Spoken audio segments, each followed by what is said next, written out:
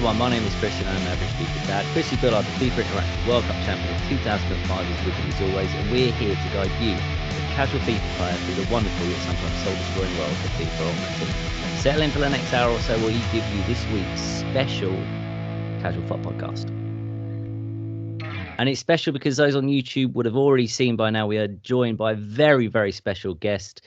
Alex B, aka the FIFA Analyst, is with us. Alex, thank you so much for coming on, man. How you doing? Yeah, I'm doing very well. Thank you for having me on. Absolute pleasure to be joining you. I'm doing good, feeling good for a Friday. So good. But to be fair, I've a massive faux pas, Paul. I haven't gone to you first, mate. I haven't even asked you. To be fair, you don't even matter in this scenario. Your achievements are in the intro, mate. We don't need to really speak about you anymore, do we? That's true. I'm happy to be in the background. Said for the first time in his life. No.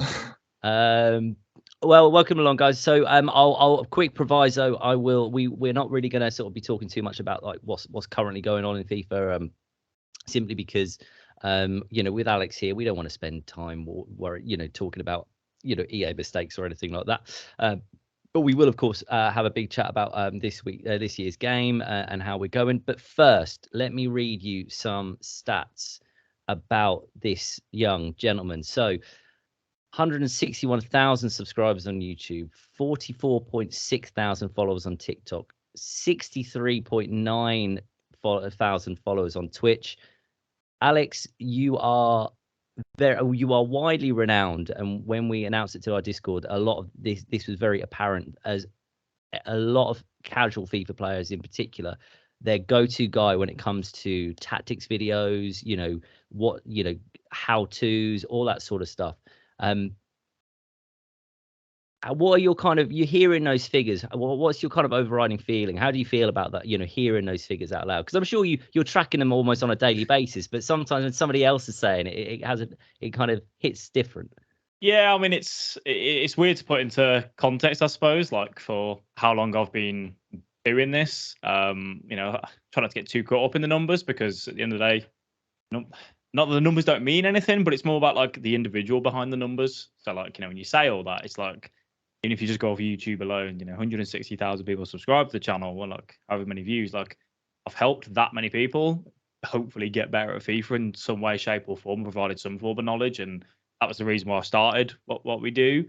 So like, when you read off those numbers, like that's the amazing thing for me, that, you've got people sat there behind there and from all walks of life as well, just being able to kind of like help them improve and just enjoy themselves more on obviously the game that we absolutely love and despise at times as well. But yeah, no, obviously when you say it like that, yeah, it is a little bit crazy. Okay, so let's we talked about the game that we all love and despise. I mean, it's in the intro, wonderful yet sometimes soul destroying. Let's wind it all the way back. When was your fall in love moment with FIFA? What was your first FIFA, and why did you pick it up? I hated FIFA as a kid. I was a very, very big Call of Duty player growing up. Absolutely loved Call of Duty. Hated FIFA. We used to do like FIFA tournaments with my older brothers, and my friends had come round, and I'd just be like, "Can we just play COD? I don't want to play FIFA." So I was terrible at it. Absolutely terrible. And then basically I played like FIFA as a kid, obviously up until like FIFA 13. Didn't play from FIFA 13 till FIFA 18, and then FIFA 18 was where my mate said to me, you can play this FUT Champions game mode where you can finish in the leaderboard, top 100 at the time. And basically I was playing other games. I couldn't play Call of Duty anymore for certain reasons, but I was like, right, I need another game. And he said that, and I was like, oh, well, I love football. I haven't played FIFA in ages. Let's give it a go. And I was like, I bet I'll be all right. I'm a big gamer now, so I'm sure I'll be able to pick it up quick. And I think my first weekend got like 13, 14 wins, and that was on the 40 game weekend league format. And I was not very good, to be honest with you. And yeah, that was where it all started, really. I mean, I just wanted to get better and improve, as obviously a lot of people do, because I'll be honest, I don't really like losing, and I don't think many people do. And yeah, FIFA 18 was the one where it kind of sparked my interest, I'd say. Okay, so have you always had an interest in FIFA though? So I'm shocked that your origin story wasn't that good at FIFA actually for 5 or however many years, and then all of a sudden FIFA 18, yeah, why not? Let's go all in. I mean, honestly, no. Like, there isn't this undesired passion from me that like loves FIFA. Like I don't wake up every day and think I cannot wait to get on and play FIFA. I don't have that. Like where my passion comes from is like when I was back at school, I used to love like teaching, I did like voluntary classes where, I'd go and teach like football, basketball, everything, like all that sort of stuff. And I had that element of like wanting to help people, whatever sport it was. And that's when, when I started playing FIFA, it was like, how can I learn on me to get better? And that's where like, the FIFA analyst kind of came from, analyzing gameplay. And that's where my passion is on helping people get better. If that ever like stops, and people are just not interested on getting improving at FIFA, obviously that, touch wood, never does happen. But if it did, I wouldn't sit there and just play FIFA like, as much as I do now, because that isn't why I log on and play. I log on and play to help the community, essentially. That's kind of my purpose, I suppose. That's incredible, man, because that's the whole, it's playing the game and playing weekend league sometimes, and not necessarily for the enjoyment, is a proper selfless act. Let's be honest. Like, yeah, I mean it is, but like that's why if I'm not like streaming or I'm not like making content or recording footage for coaching or whatever, then I won't play. I know that sounds weird, but like that's just how I operate, because that undesired passion just isn't there to just sit there and play. Like obviously if I'm wanting to improve at something. So when I first started playing on FIFA 18 and I was so bad, I was like obviously obsessed with improving. I used to get up at 5:30 in the morning. I'd play Rivals for 2 hours, stream it, me in my missus' dressing gown in the kitchen. I'd stream it, and then on the way to work on the train, it was like an hour journey, on the bus and then the train. I'd get the Twitch Pass broadcast up and watch the game back and like analyze what was going on, and I'd watch other people and like pros and whatnot, and that was how like I improved. So like the passion obviously is there to be able to like do that, and get home from work, cook dinner with the missus and whatnot, and then just sit there and just stream and just play Rivals non-stop. So when I first started playing, yes, of course, like I just wanted to play and learn and get better. And obviously now, that's shifted, obviously, with kind of the content that we create as well. But yeah, it has been an interesting journey. So FIFA 18 is a sort of, doing that weekend league, the 40 game weekend league. And look, I'll be honest. I think the first, I think it might have been 17, might have been 18. The first time we had weekend league where we had 17. 17. And I believe we'll have, I think, plenty of laughs, because I kept complaining to him because I kept hitting the daily challenges. I probably played about 25 to 30 finals that year, and I made 2 weekend leagues. Yeah. That was the kind of level. So I understand where you were at. So when is it that you realise that you're actually getting pretty good? So when I started playing on FIFA 18, I picked it up in the like December of that FIFA cycle. By March, I'd gone from hitting like 13, 14 wins to hitting 36 wins out of 40. So it took me about 3 months of just, as I said, pure obsession of wanting to learn and get better. And I just had that 3-month window where I went from, being an average FIFA player, let's say, to, a better FIFA player. So yeah, it was literally about 3 to 4 month window. And then, obviously I was streaming and, people were like, how did you improve like that? And that was where I then started to get into that sort of like, well, can I help other people do that? And then started, coaching for free, analyzing gameplay. And that was kind of where it, I was like, okay, I'm all right at this. I'm certainly not the best, but I've got something that, I could probably pass on that knowledge to other people. And that was where, that 3 to 4 month window of just playing and learning and getting better. That's where it kind of came through. And I thought, yeah, I'm all right at this. So never any considerations of going pro? Well, this year actually, this is the first time this year where I've said, you know what, we're going to. So I've coached obviously competitively, coached casually. Said, well, this year we're going to sign up for the FGS and try and have a go with it. And then I also made a bit of an error that me and the missus got married recently, and we booked our honeymoon about 3 months ago. And the time when I've booked the honeymoon misses out 1 FGS and E-Premier League as well. So that's kind of basically said, you're not doing anything this season, which is a little bit annoying. I did have like so I started playing obviously on FIFA 18, and then I, had that window where I was, getting good, getting better. And I said, right, FIFA 19, at the start of FIFA 19, I'm gonna practice and I'm gonna try and compete. A time in my life, me and the missus were living with my granddad. So very close to my granddad. Unfortunately, he had dementia, so we were kind of, helping look after him. And I said, we were going to play the first qualifier that we made, and if I make the event, I'll carry on pursuing it. If not, I'm just going to put FIFA to the side and focus on my granddad. And I played in the first qualifier. I won one game, and then I played against a French pro who was basically, he wasn't really going forward very much. It was a lot of chase ball in that game, and I just quit and left. And I just went, yeah, that's not for me.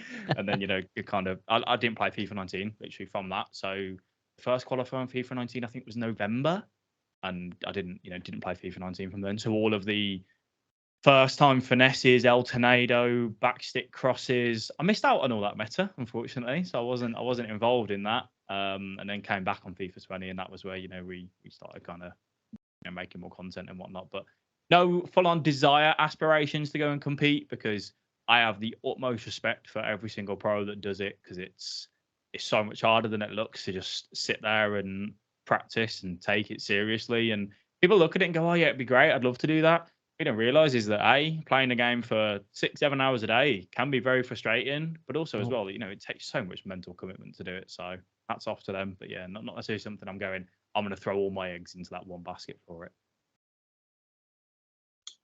Yeah, I agree. I think when I look back, I think I'd have rather maybe picked COD actually. Yeah. From a competitive standpoint, just because I think FIFA as well. Nowadays, I don't feel like the skill gap is as big as it was back then. It's just so narrow. It's so hard to stick out above the rest. And there's such a bigger field as well. So it's so much tougher. So yeah, I'd hate to be a pro nowadays. Yeah, I think as I said, a lot of people don't realize how tough it is to do it, because it isn't just being the best FIFA player that you can be. Obviously, it is a lot of content on that side of stuff nowadays as well. And the way the FIFA scene is structured anyway, from my opinion, there's not enough events, there's not enough chances for people to put their name out there. And like you said, the skill gap in itself, the ranked 14th player in FIFA compared to the ranked 81st, it isn't as big of a gap as I would like. Like, I don't follow too many sports other than football, but I look at it and go, you grab the 14th ranked tennis player and grab the 81st ranked tennis player, I would like to think, there is a big difference in between that. Whereas on FIFA, I think anyone on their day who's a competitive, who's a professional FIFA player, does it for their job, can almost beat anyone. So it's a mental game, really, and I think there's been a fair few, a few pros at the top that have been consistently up there, like, making the FIFA finals, but there hasn't been enough stand out. This person is, the best FIFA player we've seen over the recent years. Nicholas is probably one of them that kind of, puts into light for me. But yeah, it is a very, very different esport compared to maybe Call of Duty, for example.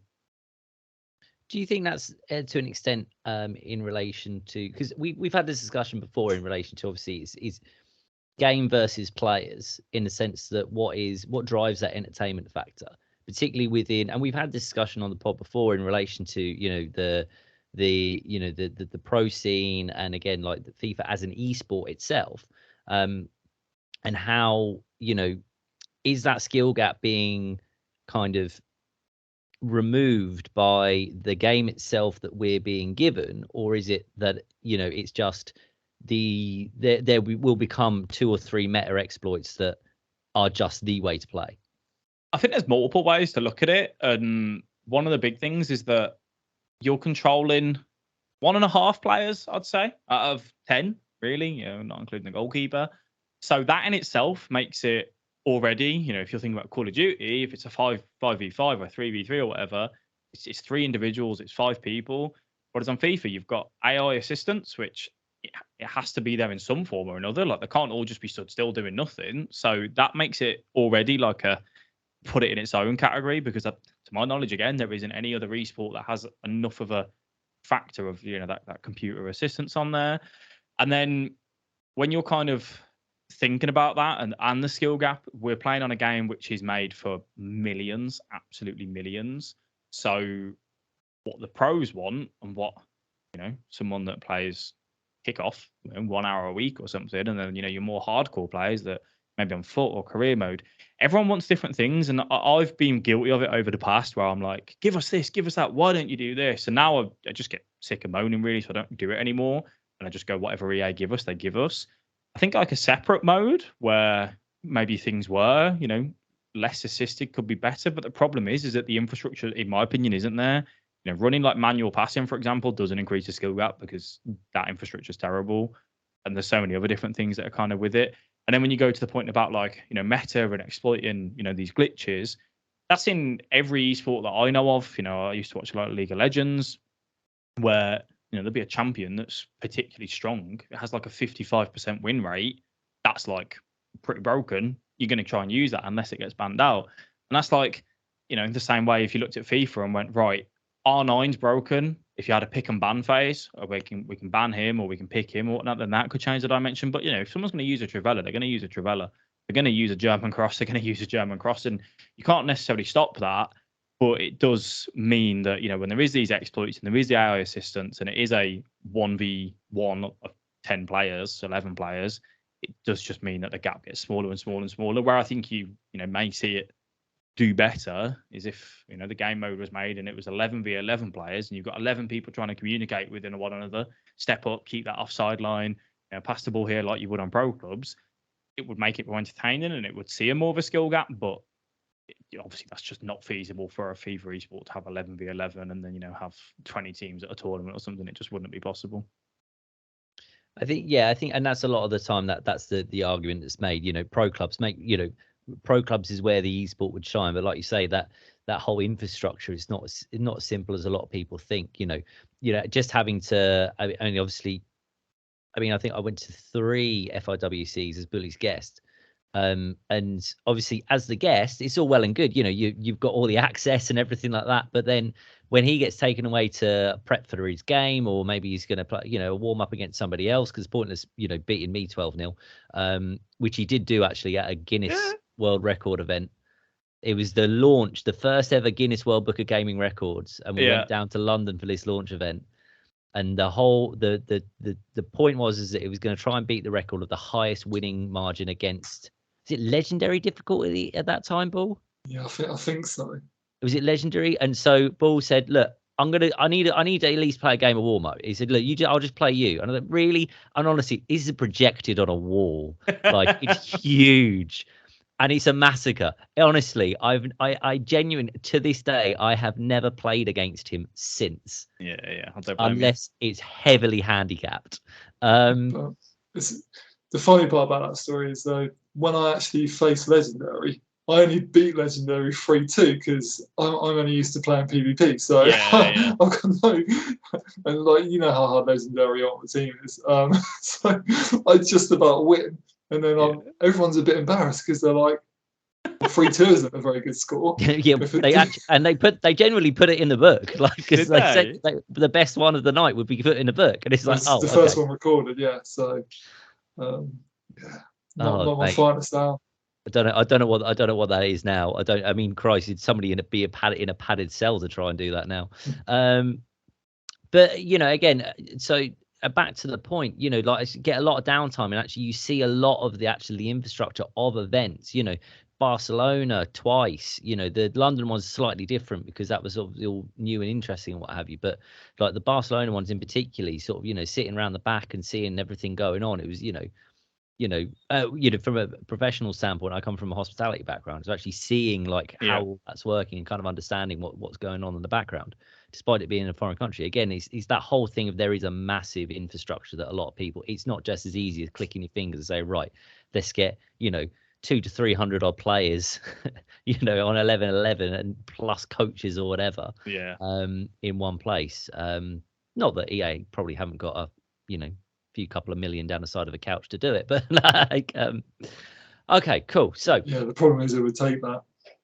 Well, yeah, quite. I'm sure a sponsor would kick around.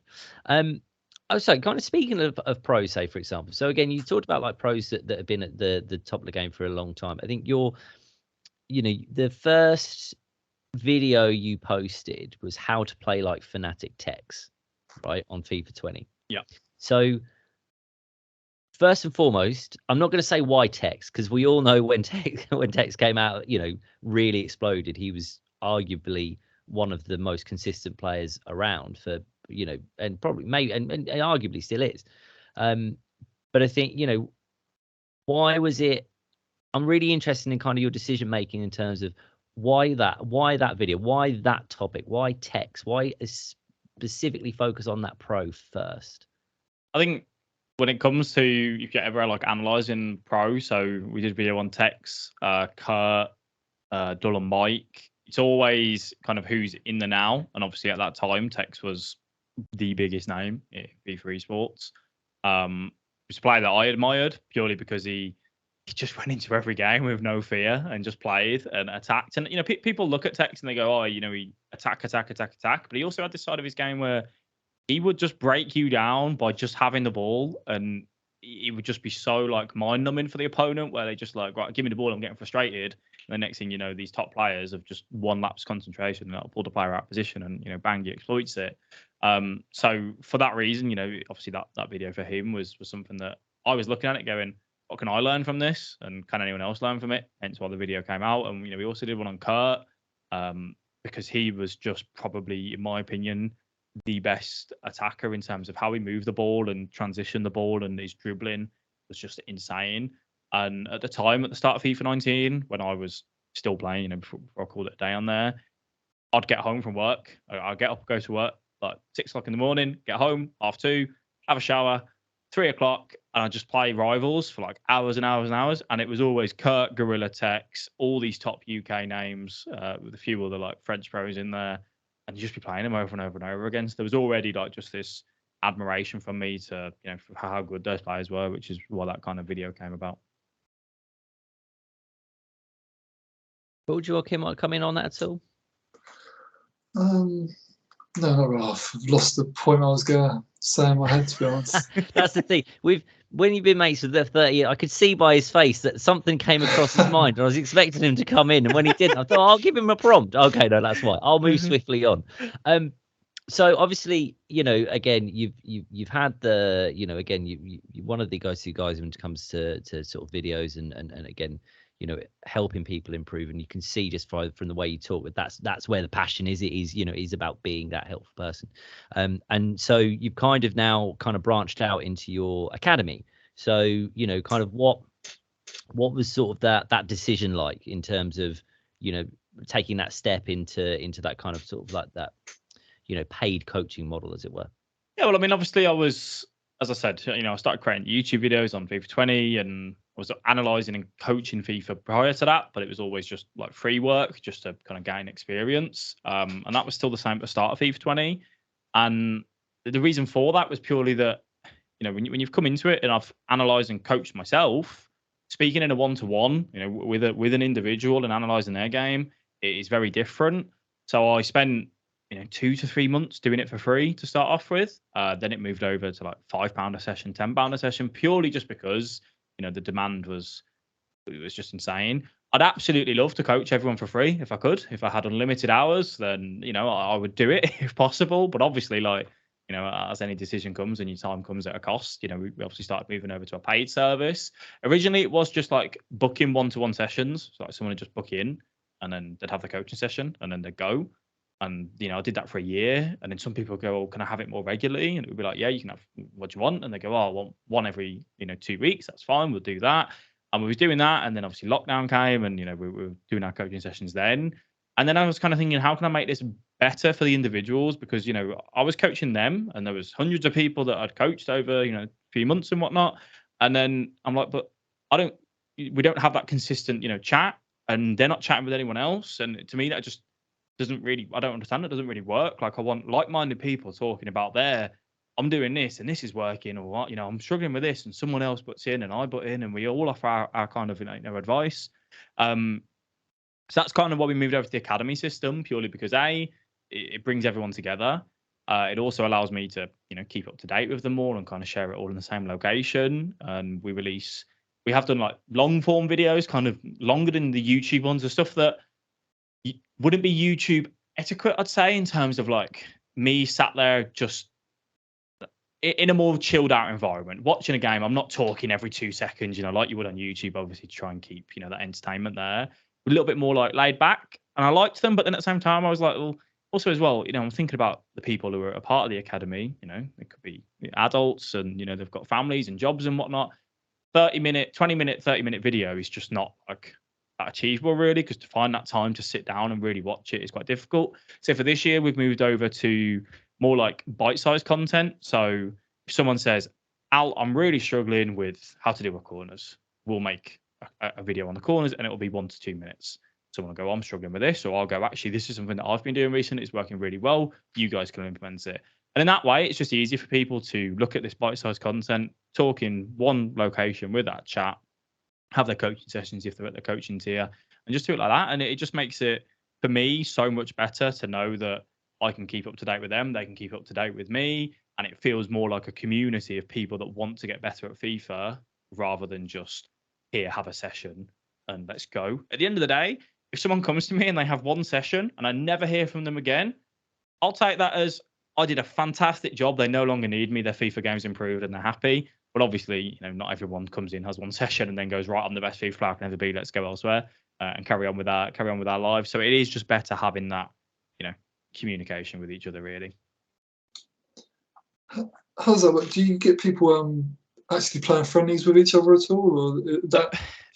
We've done it multiple ways, actually. When I first started off, it was you send me a game, I analyze it, I put together a bespoke video. It's, you know, 10 to 15, 20 minutes, depending on the game, depending on the points.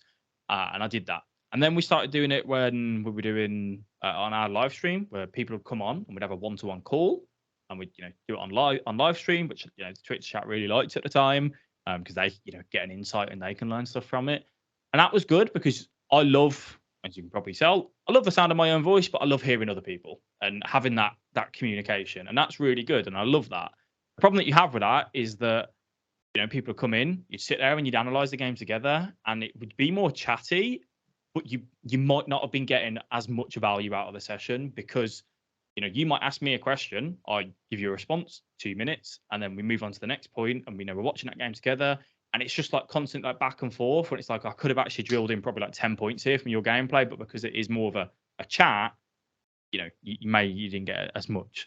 So some people would say, can I play against you? And it's like, yeah, we can do that. But my advice is always, unless you're at a similar level, you don't really get as much out of that, because there's no good than me just beating you 4-5-0. And the only thing we're going to be talking about is your defending. You're not going to get to even look at your attack, because by the time that you get the ball with your defense, I've pressed you, I've won the ball, and you're going to go about how can I get out of that press? And it's like, well, at the minute, we haven't even got the fundamentals right. So I always advise people to go away from that. But obviously, I understand some people just go, yeah, but I just want to play against you. Like I don't play against like viewers, or, you know, I've never done that.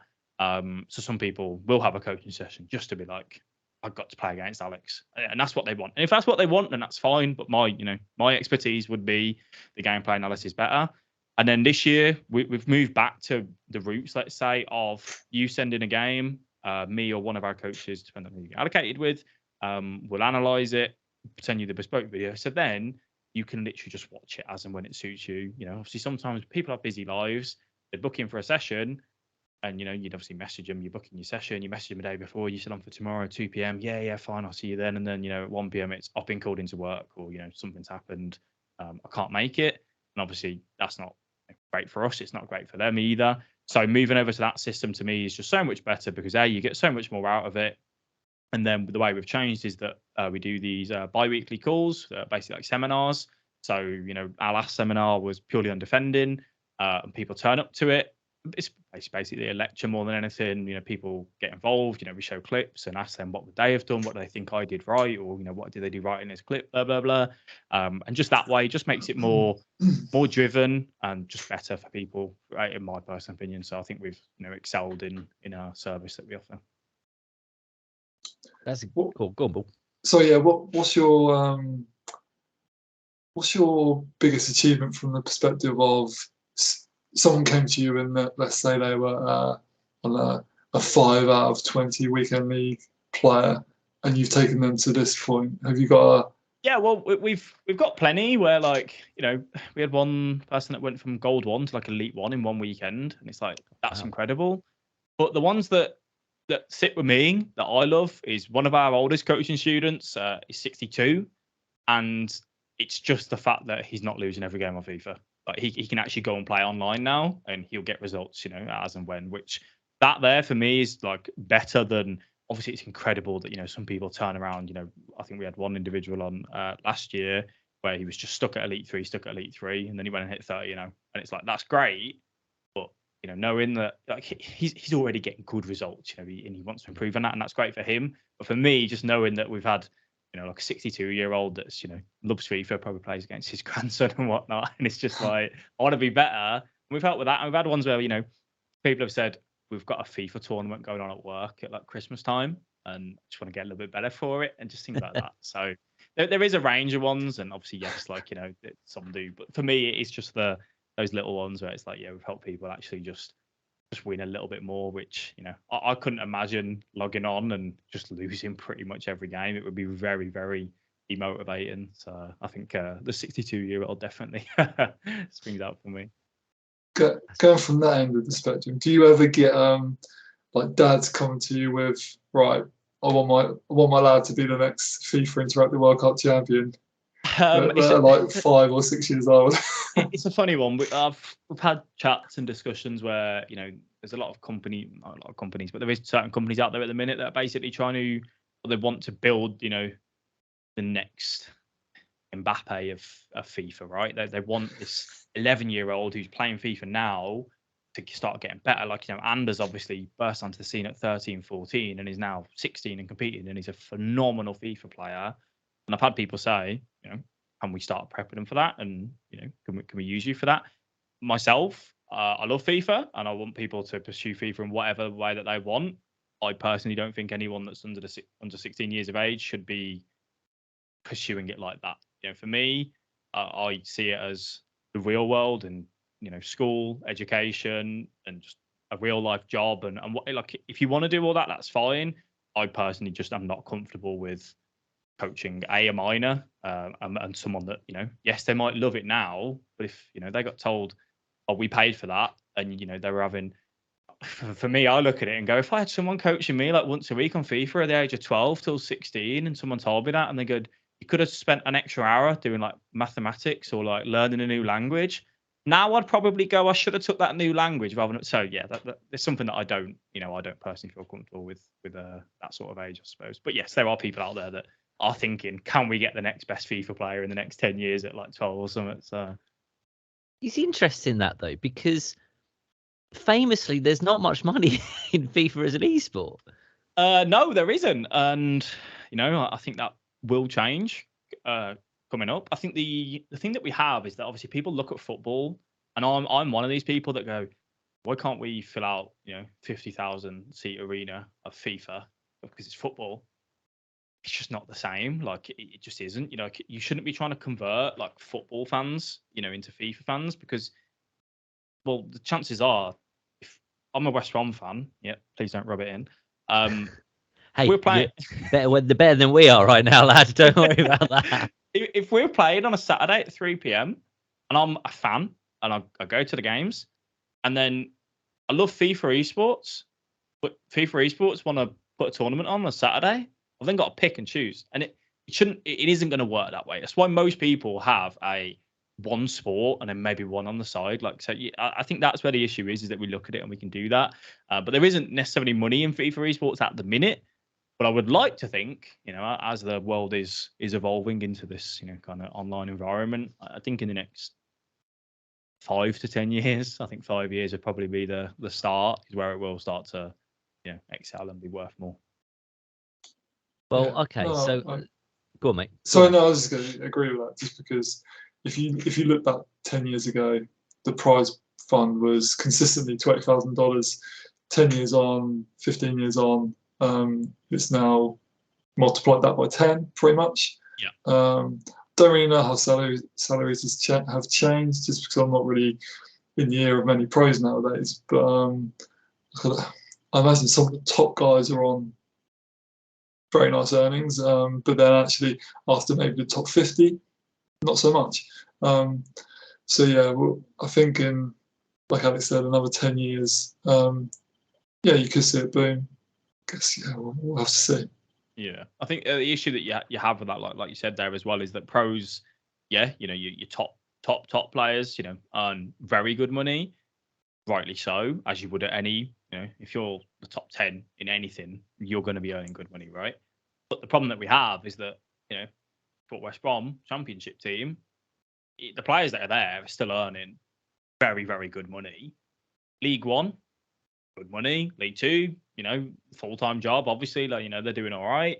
The problem that you have with FIFA esports right now is that the ladder is just literally, there's guys at the top, and then the rest literally from, if we're talking UK, outside the top 15, 20, are earning next to nothing, really. And I think that's one of the biggest issues with FIFA esports right now is that, you've got people that are chasing to be full-time, and, they might be at home with their parents and whatnot, so they can, commit a lot of time to it. They don't have the bills and everything, but there just isn't there isn't a Premier League and there isn't a Championship and a League One. Like the people should be able to compete they shouldn't have to compete against the best in the world when they can only put 15 hours a week towards FIFA because they're, working and whatnot.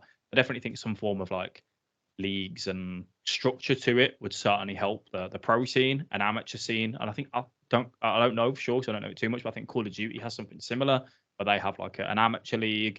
You can work your ways through and get noticed and whatnot. I know League of Legends does it as well. So I'd like to think in the future that's where FIFA goes as well. It's a really interesting model, actually. To be fair, I think just as a quick, you mentioned West Brom. And not rubbing it in. I mean, we are technically only sort of 3 or 4 places between each other in the football pyramid. How's it how's it been this season, mate? It's been tough. It's been really tough. One of the most frustrating things for me, I think, is that obviously, put myself in the limelight as a streamer and as a content creator, and you're always going to be have people here and there. That's fine, but I think from the outside, people looked at it and was like, "Oh, Bruce is terrible. Bruce is terrible. Woeful, terrible manager. Should never got him." It was on paper at the time, he was the right appointment. It definitely didn't work out. But this season, up until probably 5 games before he got sacked, I wouldn't say we had an identity as a team. The players didn't necessarily know how they wanted them to play. By the looks of it, if they did, it wasn't a very good play style. But we were creating chances. We were on top a lot of games. If you even went off XG, we were second. And I know XG, take it with a pinch of salt. But if you're second in the league on XG, but then you're 20th in the league, tells me something that the players aren't taking the chances when they get them as a general rule of thumb. And that was what it was. We were creating chances. They just couldn't score. Our striker that we bought from Orlando for 12 million on the 1st of Jan has played 3 games for us and been injured between now and then, and it's just been a tough season. And then I've been scared to look at the table. And I looked the other day, and then I saw that we were bottom. I was a bit sad. So To be fair, in all fairness, I did just double check, and that's not the case now. No, it's not anymore. We picked up a win the other night. I was debating going up. I was thinking it's cold, it's wet, it's miserable. The traffic's terrible at the Hawthorns on a weeknight. So I went up there nice and early. Normally it's a 20-minute drive, 25-minute drive. It took me an hour and 20 minutes the other week. So I thought I'll leave early, try and beat the traffic. Took me about an hour. Got there, went to pub, had a little chicken tikka and chips at the Vine before the game, and then headed over, and we got the win. And it was a 1-0 win. It was a grind out win. It was tough, but we got the win, and obviously we've got our new manager now, Carlos Caberian. So hopefully. I mean, obviously this season's a write-off, really. We just need to stay in the Championship, which is embarrassing even saying that, but yeah. Hey, trust me, nobody's too big to go down to League One. I'm telling you, the Championship, it's the best league in the world. It's the hardest league in the world. You couldn't call most of it. I said that for 17 seasons, my friend, and then I was looking up at it. No, but no, it's good. I think sometimes. It's funny because you kind of sort of alluded to it a few times already. We play FIFA because we love football. So, and sometimes it's really difficult to forget that we're all actual football fans and there's football to talk about, and I suppose kind of linking it back to FIFA, what are your thoughts on the kind of game that we've got this year, in the sense that some of the best players in the world, say for example, Haaland, is actually far more usable this year than maybe he had been on in the previous 2 iterations of the game. Like, you know, we're getting a bit more realism. Look, don't get me wrong. When I say usable, I take that with a pinch of salt. But yeah, what are the thoughts on that? I have been getting very, very tilted, let's say, over the last month or so with this whole accelerate system, and what we've had, purely because, you know, yes, it's made players more usable in question to, like, you know, the lengthy players. Haaland was usable over previous FIFAs. So was every other big man and target man that you've wanted to use. You haven't decided to use them. That's the way I see it. And I'm sat here, meta this, meta that, follow the meta, do this, do that. And people obviously, yeah, you know, do that. But also you've got to have your fun and your enjoyment. If you like using a big player, you could use a big player in previous FIFAs. You just might not have got the best of results with them. This year, Haaland, yes, is that quote unquote more usable because of the way that the lengthy works.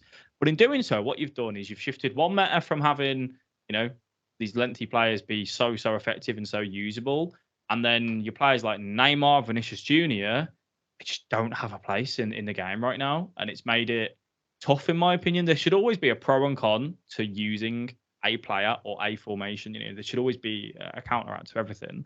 And right now, what we've got is just that people are picking, you know, controlled to lengthy attackers over, you know, your Vinicius Juniors and Neymars. And whether you like that or dislike that, that's fine. You know, that's down to you and your choice. But for me, I really dislike this accelerate. Well, not that I dislike it. I just think if they buffed explosive and made us have a bit more of a positive to those sort of players, I'd be more happier with it. Because yes, like, you know, the fact that it has brought Harry Kane gold into equation, if you want to use him, you can use him a little bit more. But I feel it's also a really bad counteract to it that defending now, if you get done, you know, and you're 2 to 3 yards away, you overcommit, Van Dijk just recovers like unbelievably. And I don't think personally that's not how I want the game to be played. I want it to be played that if I've beat you and got past you, you should be gone. And you know, I should be able to kind of break away. And it isn't. So it's been an interesting one anyway. I did see your what I lovingly called the Spot the Van Dijk competition. Yeah. That I got wrong, by the way. So that one was interesting because, like, Van Dijk didn't catch me and I got the shot away. So if, you know, for the viewers and listeners that maybe not have seen it, essentially I played a ball out from the wing, well, kind of like fullback position into the centre mid. The defensive line was on the halfway line, and I held R1 with Falcao to dummy it through the legs and just go, you know, because there was space in behind. It's not something that's used overly, but, you know, it has a time and a place.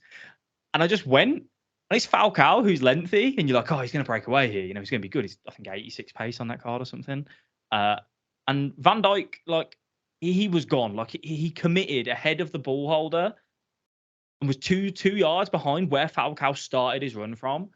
And by the time I pressed shoot, a green timed it near post, Van Dijk was literally like grabbing Falcao. If I would have took another touch, I would have lost the ball. You know, he would have got it. And that was literally on the edge of the D. So in, like, you know, that halfway is just recovered so mad. And I'm just like, that to me shouldn't be the case. And, you know, I'm fine with people going, oh yeah, but it's made Haaland, Harry Kane, and all these players usable. Yeah, that's not a problem. But then it's also made defending a bailout, and it's, you know, made these lengthy defenders just have literally no counteract to it. So yeah, it has been a little bit frustrating for me.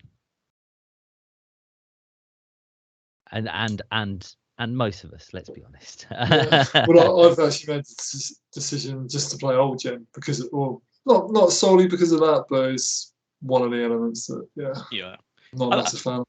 Yeah, I think, you know, obviously people have taken to that, and I don't like the way that people have to go and do that to get more enjoyment out of a game. Like, at the end of the day, if that's what you enjoy more, you know, go ahead and do it. I look at it and go, I spent 450 quid on a PlayStation 5. Like, what was the point if I go back to it? Obviously, I wouldn't go back just because of content reasons, really. But then also, like, at some point, EA are going to stop doing any updates to old gen FIFA, and it's just going to be like a squad update. And, you know, this player's here, that player's there. So at some point, everyone's going to have to bite the bullet. And with this hypermotion technology that we've got right now, it doesn't seem like it's changing or going to get any better.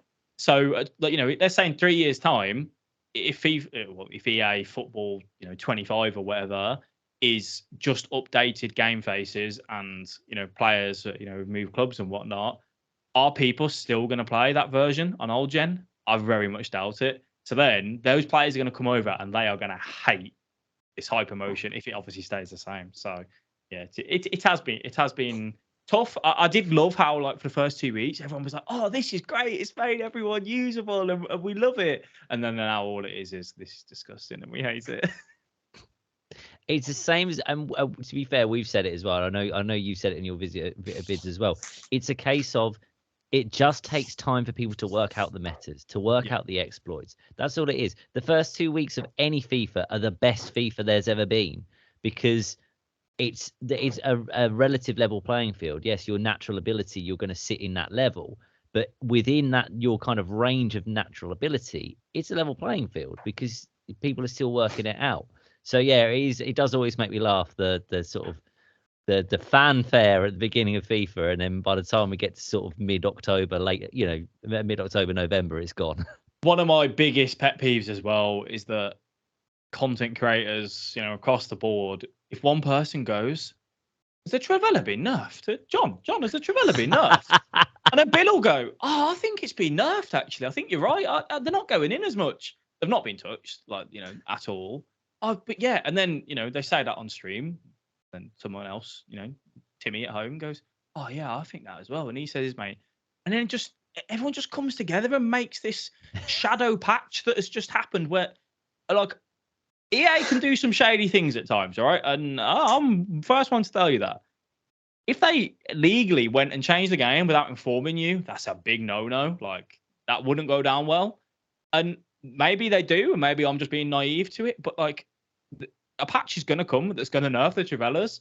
And when they do, that's fine. But at the minute, people just make up this stuff, and it just frustrates me. Because then, like, obviously me that's trying to coach the game, I'm sat there having to combat people going, "Yeah, but this person said that that's not as good anymore." And it's just like, it just gets a little bit like, people jump on the bandwagon and are sheep, really, and kind of just don't, go, "Oh, actually, no, you're wrong there." So, but yeah, that's me going off on my rant. I love the.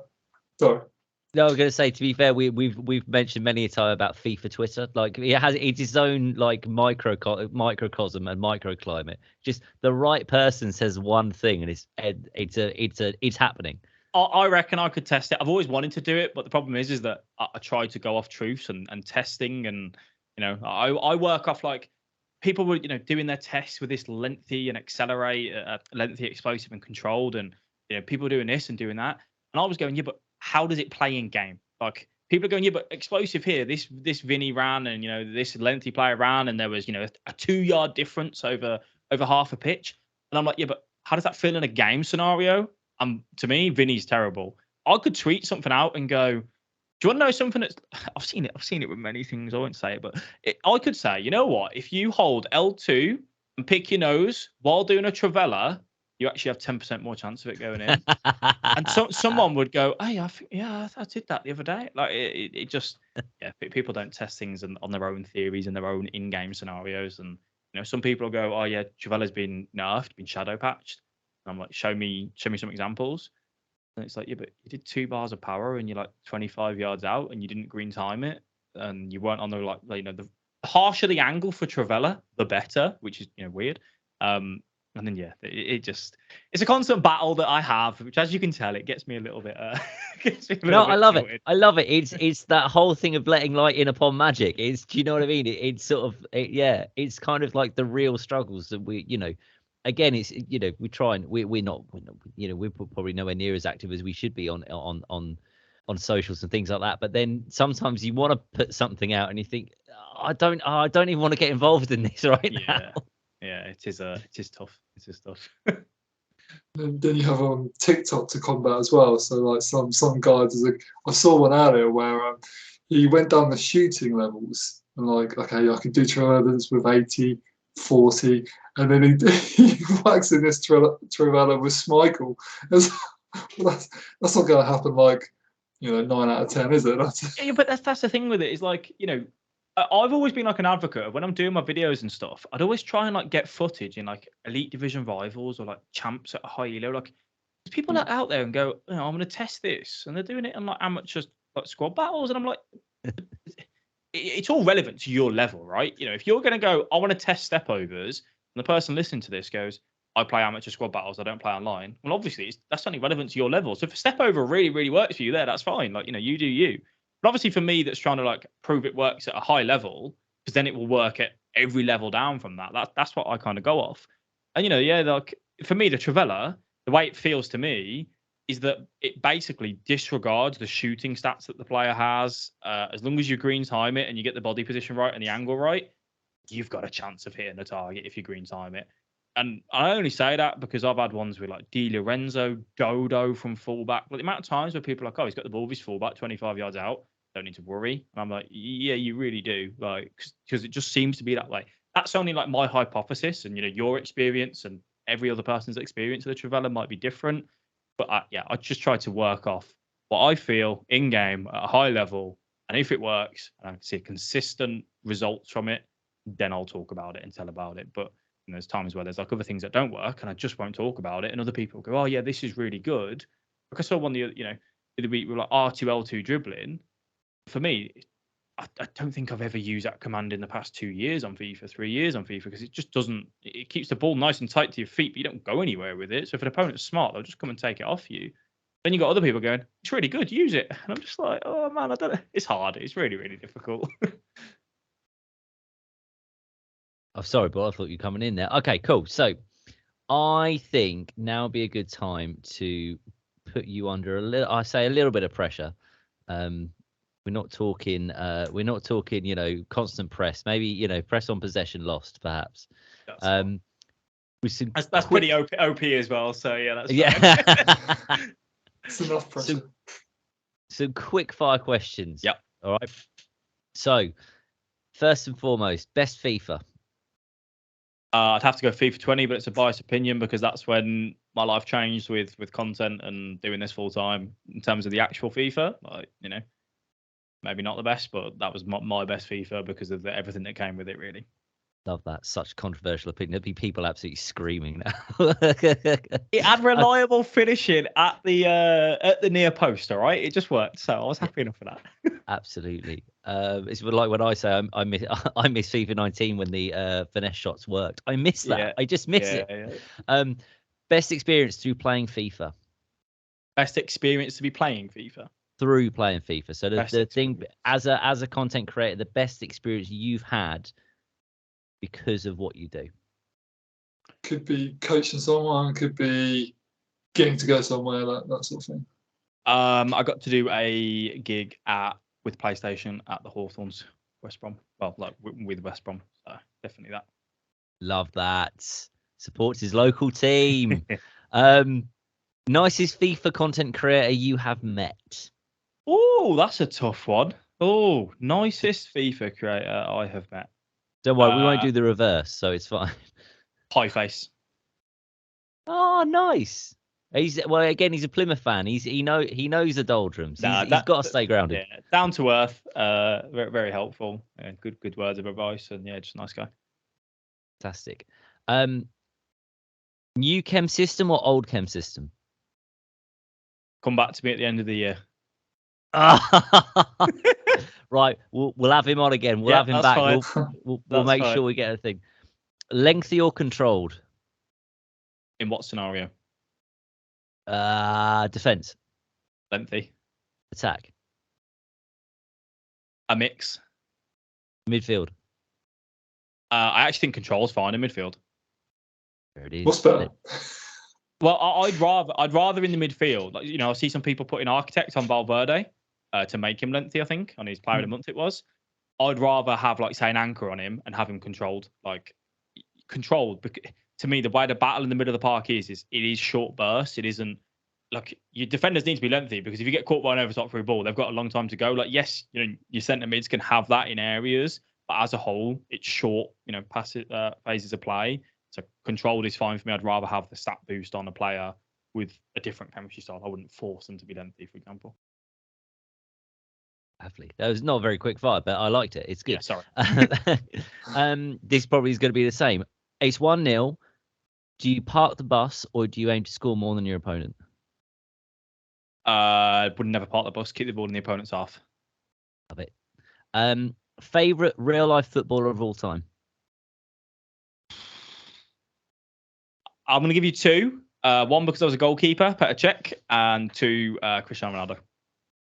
Love it. Do you know what? That's we're part of the two other members of the goalkeepers union here, so you're in good company. It's fine. Favorite FIFA card of all time? Ooh.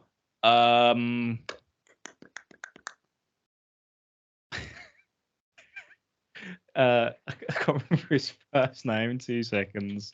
I know it's not quick fire. Giovanni Simeone last year. He had. I'm gonna have to tell you the card because you're not gonna know. What, the player of the month one? He's 87 player of the month last year. Yeah, he was basically Carlos Tevez, but unbelievable in the air. Oh, that's so niche. I love it. And I'm going to add to that as well, actually, because when people say, "Oh, I get annoyed that Vinny and Neymar aren't usable," and they go, "Oh, that's because you just dribble and whatnot." I was using Simeone and Morata up front last year for like two months. Like, I love big men as much as the next person, but yeah, that's the clip. We'll clip that. That's the quote. That's it. That stuff's going on the socials. You see, I feel boring now because mine's team with the KDB from about 4 years ago. So that's really boring. That's a proper niche choice. I love it. Yeah. I think you've kind of answered this. Messi or Ronaldo? Ronaldo. And finally, will West Brom get relegated? No. There it is. Some quick fire questions. I'm sure you missed one. Go on, Bull. Was that something there? I'm sure you missed one. What's the worst thing you've ever broken from playing FIFA? Oh, I did miss that one. Never broken anything from playing Never FIFA. Broken anything? No. I'm a big advocate of it's a video game. Just don't worry about it. In the grand scheme of things, it doesn't matter. That's impressive. See, it's the zen like nature of the man. But we have an ongoing joke that Bully's desk is an IKEA desk, and it's an incredibly well-made desk because it definitely should have been broken by now. I've seen those images where you got like holes left, right, and center across people's desks, so I can imagine it. What I never understand. This is something I never understand when I swear it's just for clicks, but when you see it like the controller's gone through the monitor. Like, come on, who's doing that? Seriously, who is doing that? I'm fine when people like go, yeah, I just did that for interactions and whatever. If that's what you want your content to be, that's fine. You do that. I just find it really like disrespectful and rude. Like, it's obviously like it's very much hindsight to be like, oh, there's people out there that can't afford it and can't have that. Like, there's obviously always someone that's got it worse off than you. I just find it a bit rude, really. People are like they're throwing monitors, and there's some people that are going absolutely crazy at not winning the champs game, and I'm just like, it just really doesn't matter. Like, obviously, I understand the heat of the moment, and in the moment, people get angry, and it's good to have passion and want to win, but it shouldn't come at like the expense of you crying or like you breaking monitors and stuff. But hey, maybe I'm in my own little world there with that. Absolutely not in your own little world on there. To be fair, I feel a similar way when I load up to a champs game and somebody just quits out and they don't give me a goal first. I mean, come on, seriously. Some men just want to watch the world burn. Like, it doesn't bother me that. I'm fine with them if they do it at minute one, because to me, like, you should get the win, yes, definitely. But I actually am not angry at them. I'm angry at EA because they shouldn't make a system where people may only need one more loss to get the next rank in champs. So they just need to go and leave a game. Like, that isn't their fault. Like, that's EA's fault. Should they give you the win and could they give you the win? Yeah, absolutely. But they might have literally been told. The mom's just said, dinner's ready, get your ass down here now.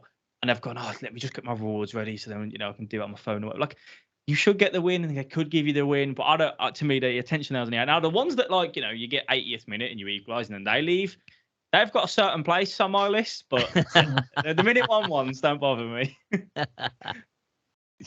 Oh dear. No, it's a good point. To be fair, there is always it's not something I rage at, but I always say, oh come on, man! I had 3 in a row this week. 3 in a row this week. I tweeted this the other day. The worst part is someone that leaves at 0-0. They get their loss and they go. The next person you always match is like Tex or something. They've just got a god squad. They're there doing La Croqueta cancel passes in the first minute of the game, and you're like, man, come on. My advice: if someone leaves on you, go to the toilet, go make a sandwich, get a drink, do something else. Let the EA gods do their thing. Someone else will match them, and then you come back and you have a nice opponent. Very good. Yeah, good shout. It's a good shout. Okay, so as I said previously, we've got we put the call out for many questions, and so we're going to get through as many of these as we can. Yeah. So I think some of these we've kind of already touched on. So I'm going to try and filter as I go along. So if I look like I've just kind of broken down, it's not because it's late on a Friday after a long week. Okay, so what are the top mistakes casual players make? Pulling fullbacks up out of position, not actively thinking about what the opponent is wanting to do. You know, e.g., if you've gone 2-1 up in the 65th minute, the amount of people that just seem to get their phone out and text their missus or, you know, look on Amazon and not thinking the opponent's probably going to start to press me now, so I need to start actually thinking about going over the top, and then just not being composed really and changing their team every day. Any specific offensive attack? This is very selfish, because that's the area of the game I always struggle with. I've always struggled with attacking, being dynamic in attack. I've watched most of your videos this year, Alex, and I'll pick something up and think, yeah, okay, I'll do that for a game, and then this really works, and then it just stops. Easiest way to remember it is I should get a sticky note sponsor, man. Get a sticky note, write down German cross, Travella, finesse shot, shoot across goal, low driven when close, corn, just everything that I talk about and preach, and everyone else, anything that's good, the more you can add into your arsenal, step overs, reverse elasticos, player locks, creative runs, first time over the top 3 balls, whatever it is. If you literally have 2 sticky notes with 5 things there, you load into the game, you look at the sticky notes, you're in the game, the ball's gone out for a throw-in, you look at the sticky notes. I haven't tried a German cross this game. Just try it. The more you can do it, it's simple as looking for a German cross from deep. The opponent has to track it and defend it. And if they spot that and they're a smart player and they go, oh, I need to remember that. I need to be careful on that. You then go and do that the next time. They back off and they leave you time on the ball. So then you can lay a little pass into the middle, and you might be able to go for a power shot or a Travella shot or whatever. Just the more you can add in, the better. And the easiest way to do it, you've said, yeah, you've watched all the videos and you've tried it in one game and you've gone, that works. And then you go and have your dinner and you come back on the next day and then you forget. Just write it down and keep looking at it and keep reminding yourself. And it just makes the game so much easier. So simple. So simple. I love it. So I know, again, any of our listeners that have been sort of watching your videos sort of regularly this season will pretty much know this, but I suppose any updates, what are the formations that you feel are really strong this year?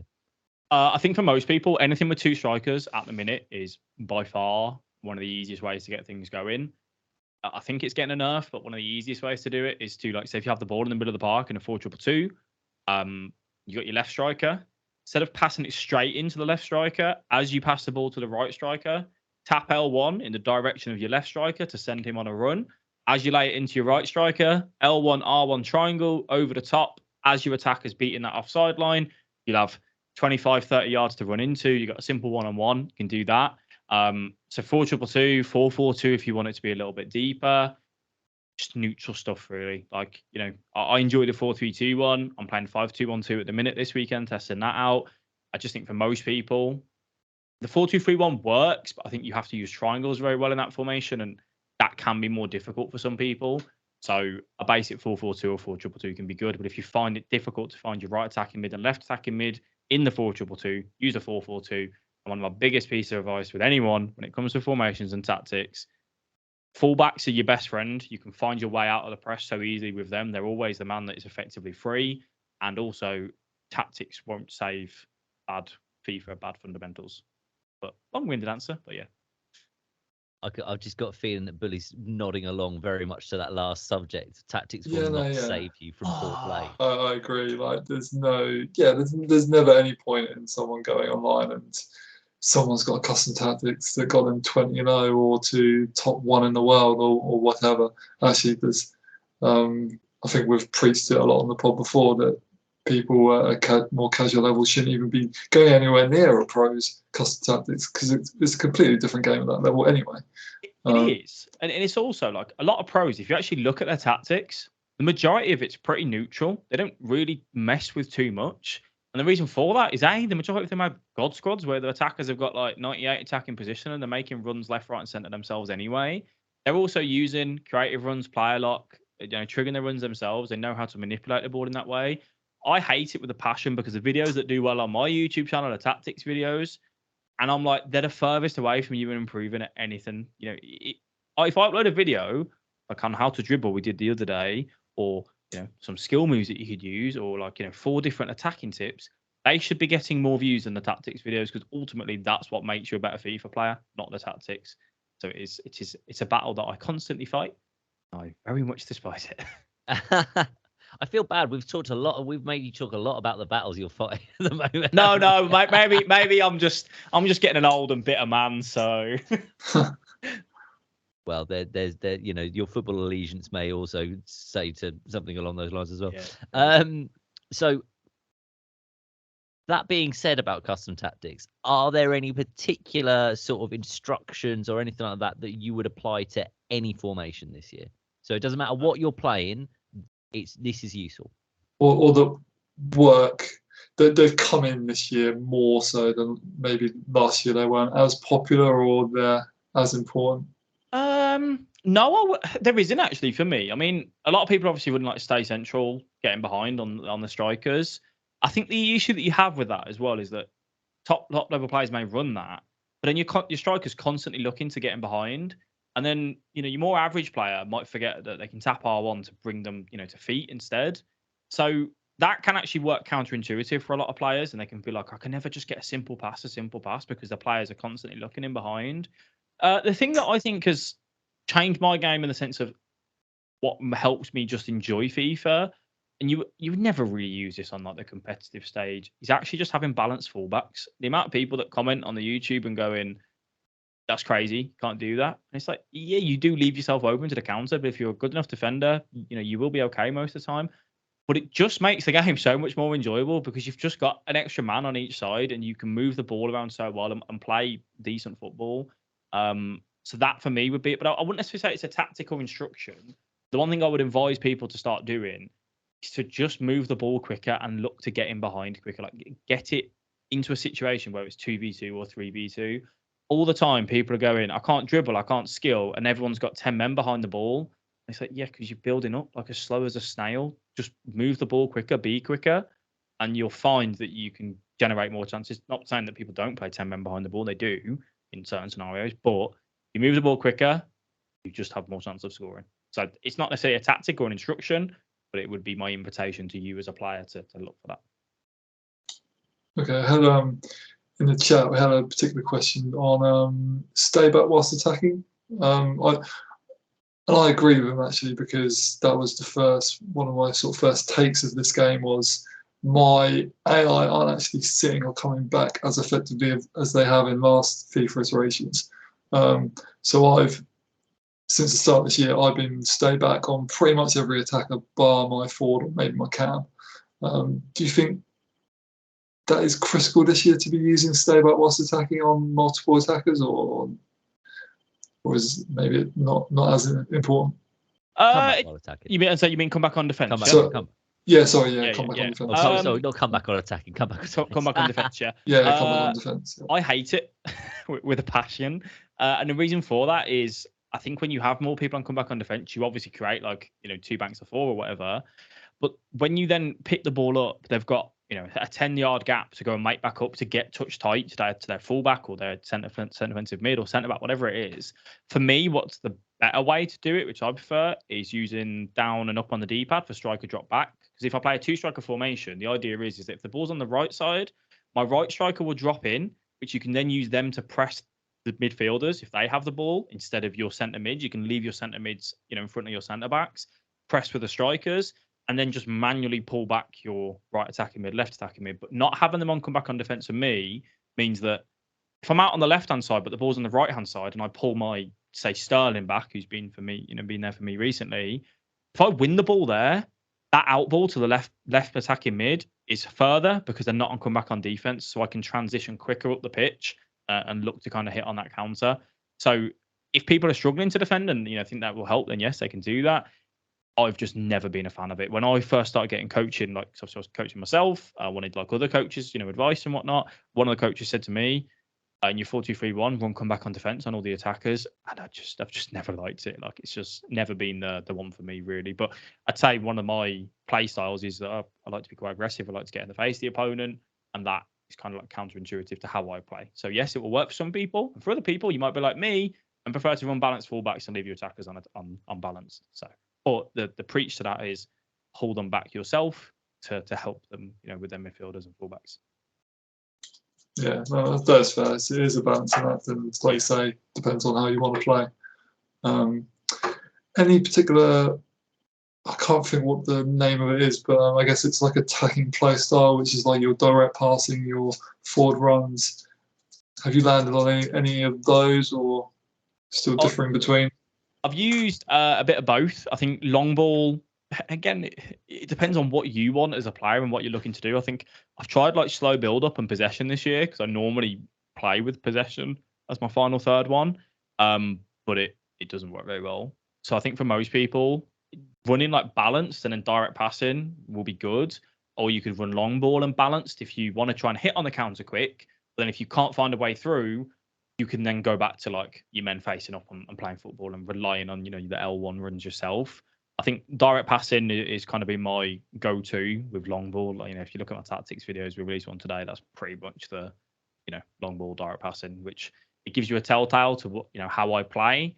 But then also if I do get into that final third and I can't penetrate in behind, then I'm basically just trying to work the ball quickly but slowly. So I'm moving the ball quick, but if it means that I have the ball for 5 to 10 minutes, and that's fine. I'm trying to work a Travella, trying to just work a cheesy sort of ankle, really. It's funny you say that about lob ball, because I think I adopted one of your tactics with lob ball, and it kind of plays into what we've already said. And actually, you got to make it work for you. Do you know what I mean? And what you do. And I found myself that everyone was too far away. Yeah. If you know what I mean, all of a sudden they'd gone. Like, and so I was trying to. I like to have. I'm running 4-2-2 at the moment, and I do like the fact that to play in to a camish position, not at exactly cam, and then actually sort of identify whether there's a through ball on or whatever that whatever the next best option is. But I like to play it into that middle to then kind of analyze what I've got around me.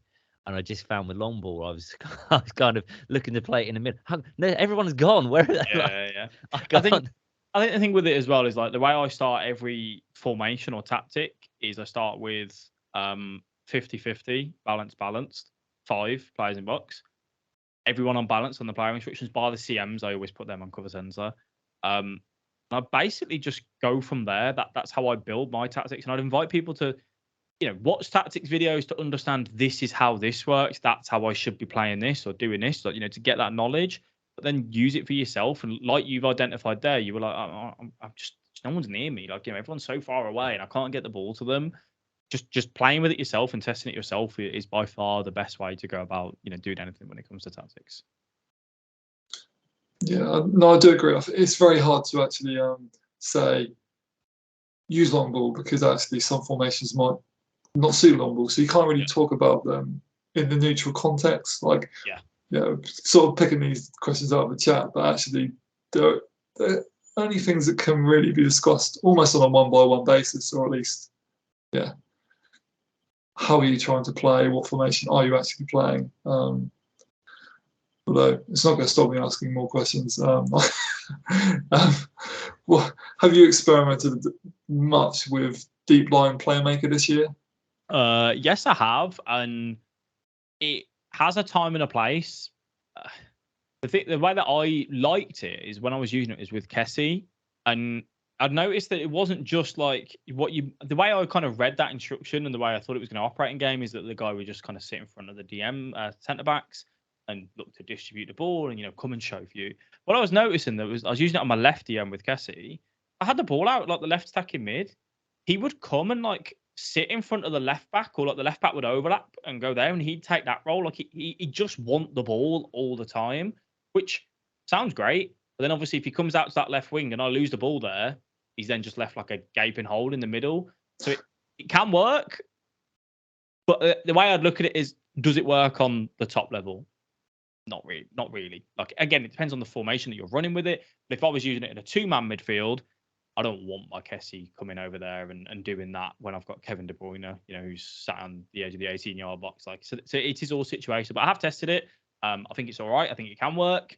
I think where it would work best is more than likely in like a 5 at the back kind of situation where I'm using the 5-2-1-2. You can maybe run both your CMs on deep line playmaker.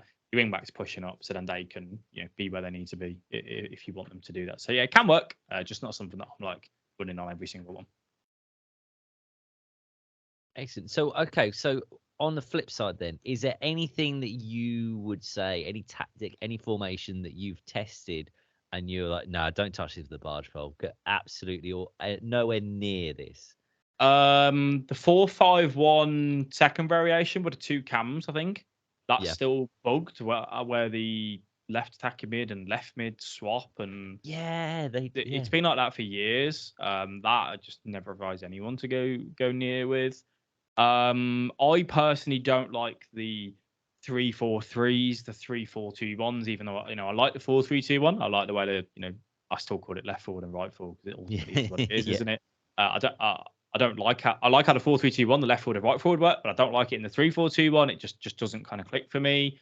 Is there anything else that I don't particularly a 3-5-2 works, 3-4-1-2, works, but like the other threes, not really bothered. I think the 5s are better.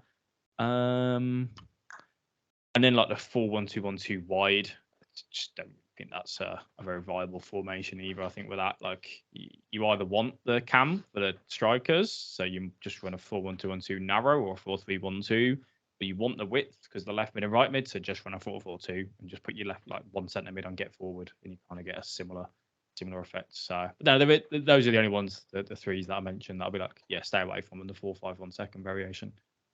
I'm pretty sure every time I've seen the 4-1-2-1-2 wide, like whether it's at half time and you think, because obviously next gen, of course, you bet 9 times out of 10 you don't actually see what you have to kind of work it out as you play. Maybe just double check at half time. What was he run? Oh, no, that's why it's relatively easy because I've got an absolute acre of space in the middle. Thanks very much. Cheers, boys. I'll see you next time. Yeah, it is an interesting one. Absolutely.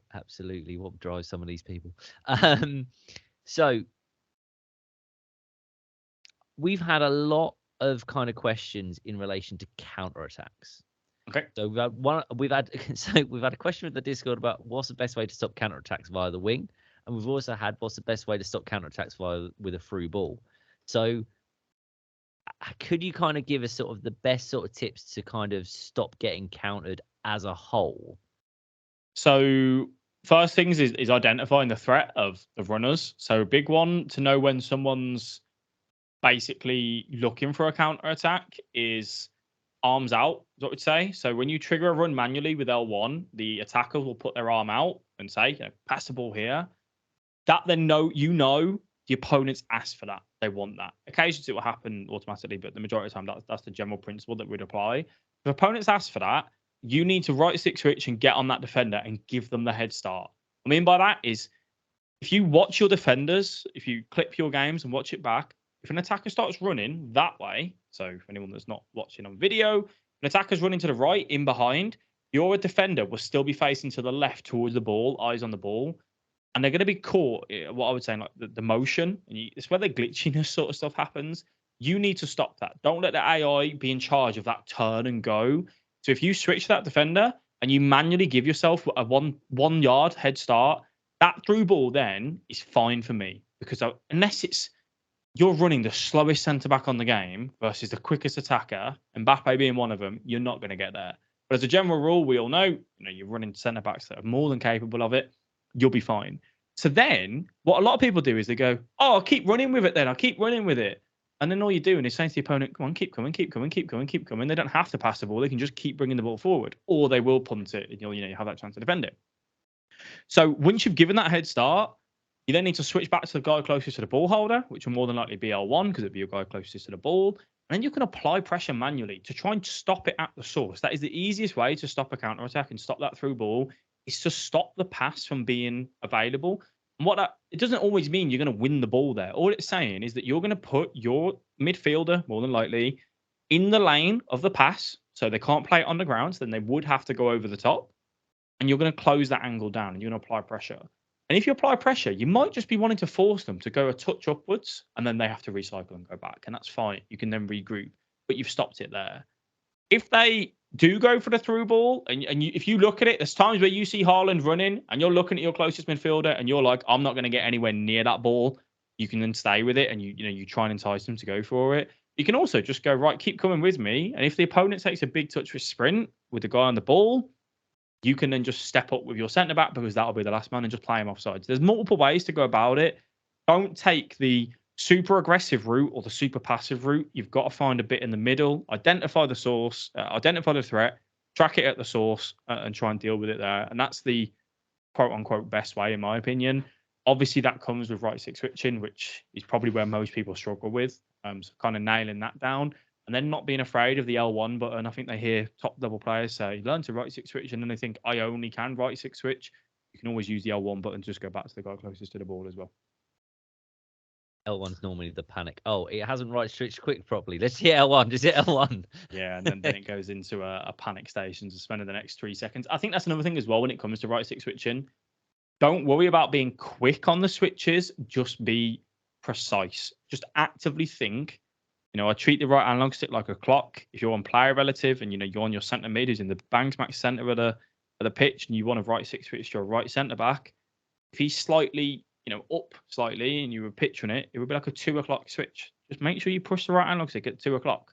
So many people will just flick it to the right and go, oh, it should go to him, and then it'll go to the left centre back. And then they're like, oh, where am I? And then they go to the left back, and then the next thing they want to set mid, and it just turns into a big mess. So just I'd rather you be slow and be precise and get the switch right first of all. That's my next thing I was going to go on to is that, okay, so what are your tips about right stick switching? But there it is, right there. So man's miles ahead. I was just going, no, that is very well explained. It's almost like you've explained that before. Almost like we've done it a couple of times before, right? Yeah, how many videos on right stick switching? Too many. Too many.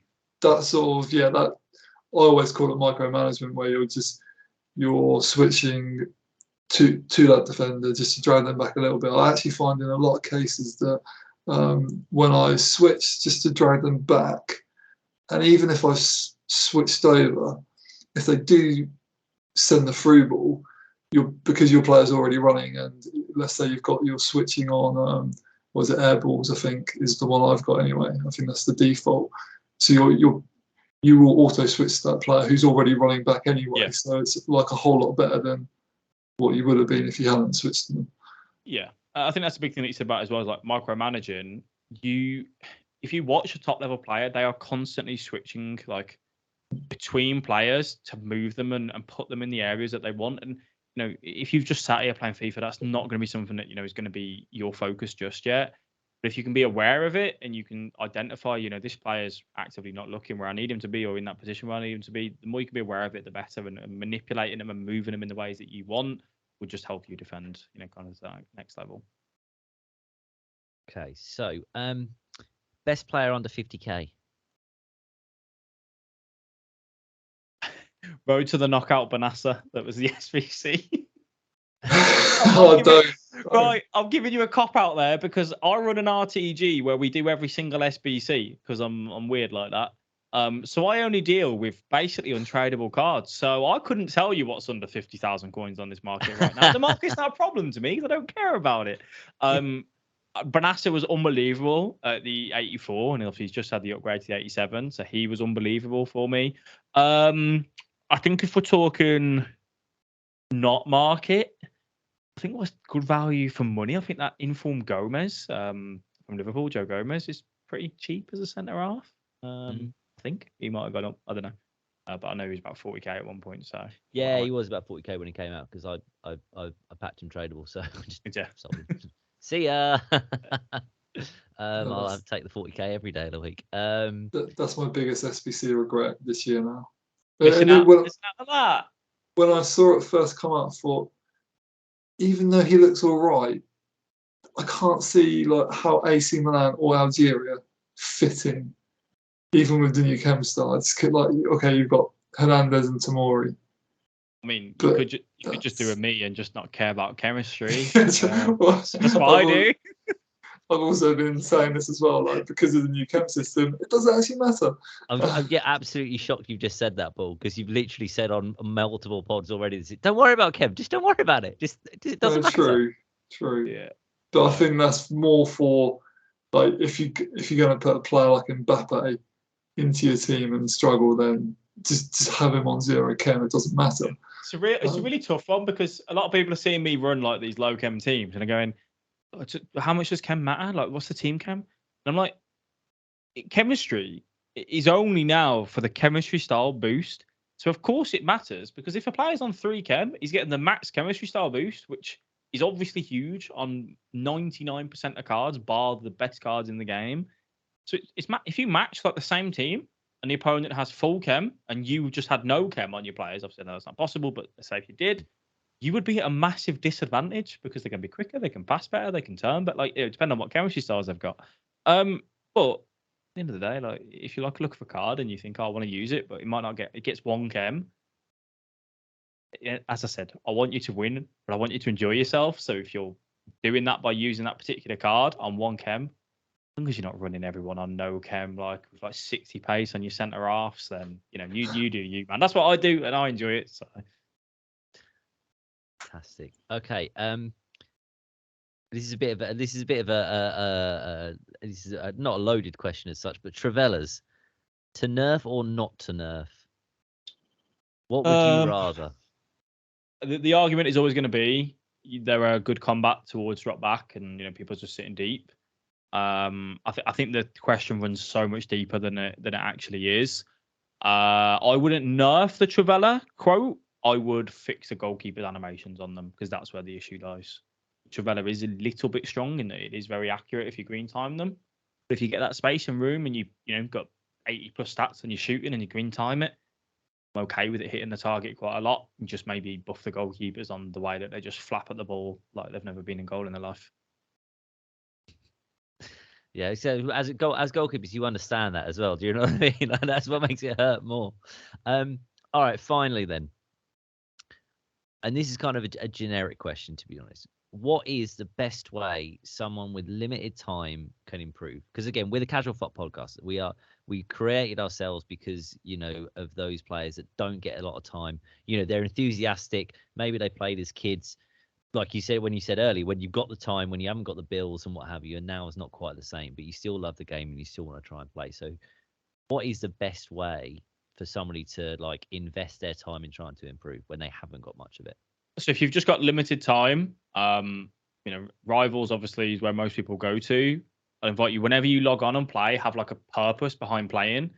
Like if you're going to play 1 night per week, and back when you were a kid, you used to go to football training, and if you just rocked up and your manager went, just go and kick a ball around, lads, like just do you'd be like, what? We're not going to practice some shooting or passing, whatever. Just have a practice with purpose. So if you've watched one of my videos on your lunch break or on the way back from work or whatever, and I said, oh, step overs are quite good, and you go, I haven't actually used step overs. I'm going to make that my purpose tonight. And again, you write it down on that sticky note that I spoke about, and you go, I'm going to use that. And then you go into it and you say, my always advice, when you're learning something new, try it to minimum 2 times per half. Don't focus on winning or losing, because in the grand scheme of things, it really just doesn't matter. You're not, like you said, the casual, you're not trying to be pros. So just focus on that. And if you can do that over the space of 2 to 3 months, and you add this into your game and you add that into your game, you can be a better player in 3 months' time than you were now, instead of just logging on for that 1.5 hours that you have, once every few days, just playing for the sake of playing. So always practice with a purpose. You obviously need to be consuming some form of like knowledge from somewhere, because you can't, if you don't consume that knowledge, you can't just go, I'm going to do reverse elasticos, because how would you know that? I mean, you could just go in and go, I'm going to try every skill in the book. I'm going to try this random cross. Like, you could do that. That probably would be a waste of time. So if you can follow someone on Twitter, or you can go, this is the person that I'm going to use as my source of information, or these few individuals, and then put that into your game, that will just help you practice and learn so much better. Fantastic, love it. Yeah, that's good advice actually. Like little one often, because I think I've been guilty of it before in the past as well, of maybe picking out 3 things and trying to do all of them in the next game, and then I'm not doing anything. So Yeah. If I'm making those instincts, I'm sure others are. Yeah, definitely. And I think as well, if you know you're traveling somewhere or whatever, and you can have the facility to watch back a game or two of yours, I think you can learn so much by watching your own game. At the end of the day, like I was called the FIFA analyst because they literally just would analyze my games over and over again. Even though you might not be able to play, if you're sat there, I don't know what you lot will be doing, but whatever. If you can just watch one of your games every now and then, I think you can really learn a lot from that as well. Absolutely.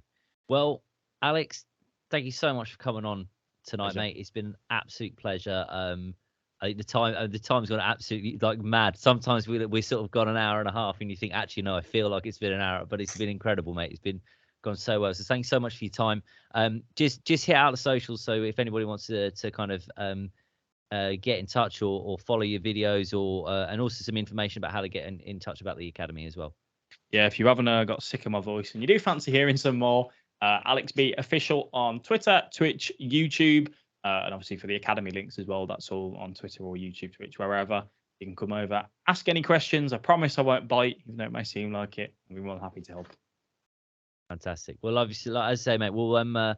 I mean, you said ask you again at the end of FIFA. Yeah. Will you come back? Yeah, we will come back in end of FIFA. You invite me, and we'll answer the what was it? The new Chem versus old Chem. New Chem versus old Chem. Although I think we've probably gone some way to answering that at the end there, but yeah. So I hope you enjoyed that, guys. I know, like I say, we certainly have. We'll be back. Probably with our trading expert to Sweaty Banana next week if he hasn't fallen asleep yet again, and to kind of discuss all things prepping for Black Friday. But until then, whatever you're doing, whether you're grinding weekend league, whether you're doing objectives or just practicing some of what Alex has preached today, whatever you're doing, keep it casual, and we'll see you next week. Wait for the YouTube, everybody. Wait.